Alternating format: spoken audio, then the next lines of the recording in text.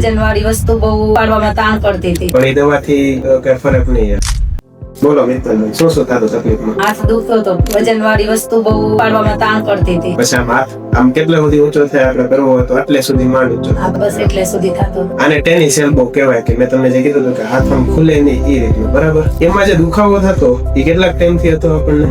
લેવા આવી એનાથી 2 મહિના જેવું પહેલા હતો. અને એના માટે આપણે કોને કોને દેખાડ્યો તો કઈ કઈ જગ્યાએ દેખાડ્યું હશે? નાથાણી સાહેબ ને બતાવી દીધું. પણ એ દવાથી કઈ ફરક નહીં. ના, દવા હતી ત્યાં સુધી ફરક હતો, પછી નતો ફરક. પછી કઈ નહીં. આપણે દવા ચાલુ કરી હોમિયોપેથીમાં, બરાબર? એના કેટલાક ટાઈમમાં સુધારો થયો અને કઈ કઈ રીતે? 15 દિવસમાં ફરક પડી ગયો થોડો થોડો. પછી જેમ દવા લીધી એમ બરાબર થતું હોય. એટલે આમ બધું બરાબર થતા થતા આપણે કેટલો ટાઈમ થયો કે 1 મહિના 2 મહિના 3 મહિના? 2 મહિના જેવું થયું હશે. 2 મહિનામાં સાવ સરખું એમ. હા, બરાબર. વજન વસ્તુ ઉપાડતા થઈ ગયા, હા, ઘરનું કામ કરતા થઈ ગયા, આમ બધું બરાબર એમ કે હવે કઈ બીજી તકલીફ નહીં. અને ઓલું ગેસ એસિડિટી વાળું હા, ઈ બરાબર થઈ ગયું. પછી નહીં કે એક ગોળી ખાધી એટલે બરાબર થઈ ગયું. પછી નથી ખાધી.